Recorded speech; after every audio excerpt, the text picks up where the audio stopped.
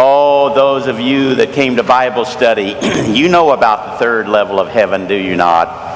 And paradise and so forth, as Dante described all of it.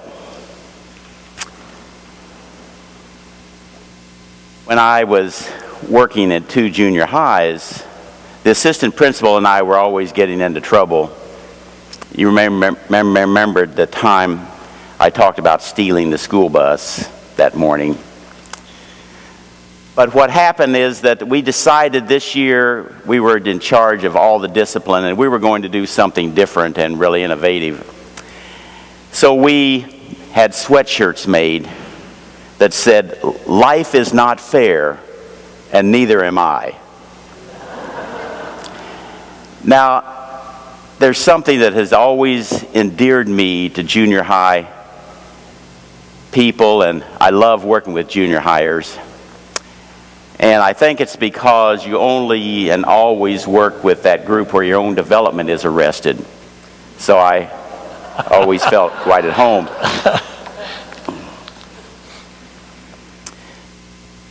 Jesus' feelings were badly hurt, I think, in this incident.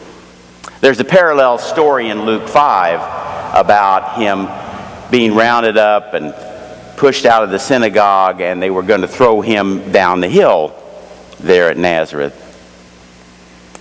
And evidently the people were pretty upset about the things that he had been saying or the way that he was behaving and all of this, and they were wondering, who is this guy? Isn't he the guy that grew up here? We know his family. Why is he so uppity? What's this new power that has come over him? We know he's just a homeboy here that grew up among us. No big deal. But you see, Jesus knew and talked about prophets, and he knew, as we do, that prophets are not very well liked, are they? They rarely have any good news. There's a good news to some of their things that they say, but they do a lot of put downs and warnings and things like that we really don't like to hear. So Jesus and his disciples got out of Nazareth pretty quick. And Jesus decided that he would do something. He would take an action step in view of this rejection. And he decided to send his disciples out. And he might have said something like, "This is to prepare all you folks for what is happening or what's going to happen to you. Because you're going to get rejected. You're going to get put down. You're going to get told that you're wrong. You're going to get told to get out of town and don't come back. You're going to be rejected as I was rejected in the synagogue there in Nazareth." He gave them some practical rules about what to do. Don't take much. Take a walking staff, you'll need that. Put on sandals, you don't need 2 jackets. Don't take any money, no food. And put yourself totally in the hands of the Holy Spirit. Put yourself, enmesh your total being totally in God. I've always thought this was a time when all of us can look at the gospel and say, man, I know how Jesus felt. For is there anyone here that has not been rejected? We could get it over right now if you hadn't, but...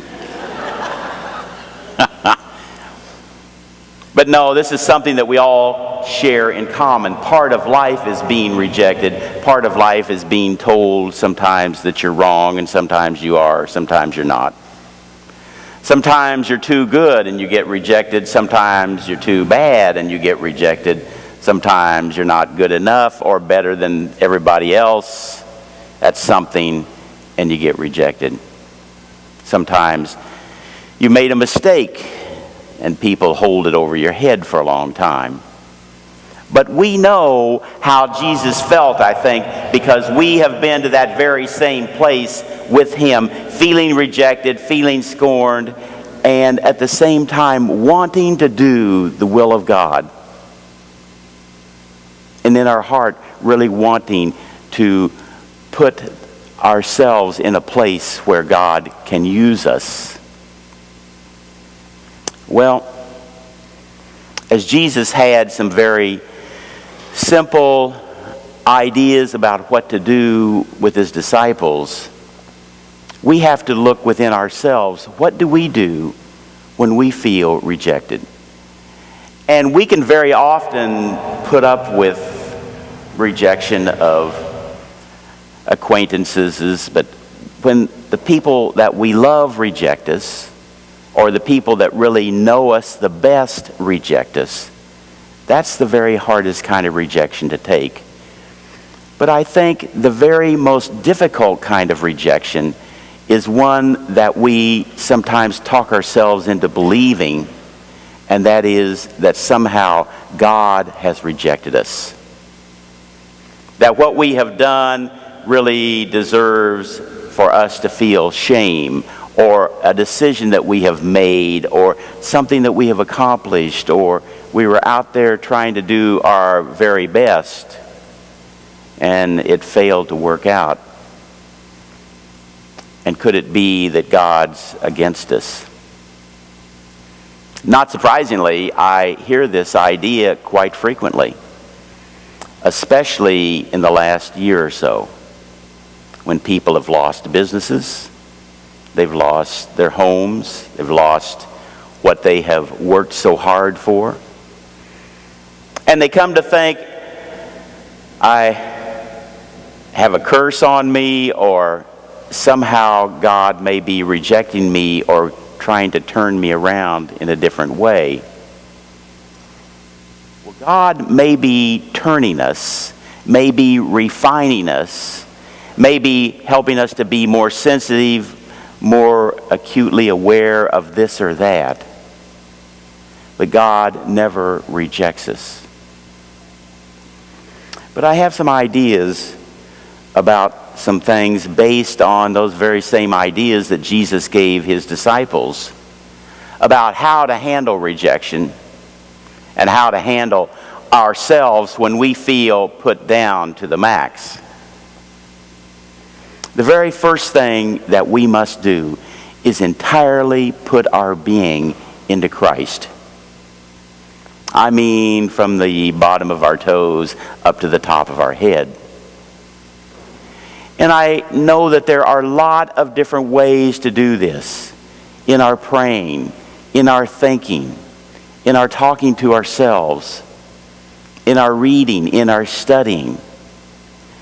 But I remember one of the times it was very hardest for me during the Vietnam War.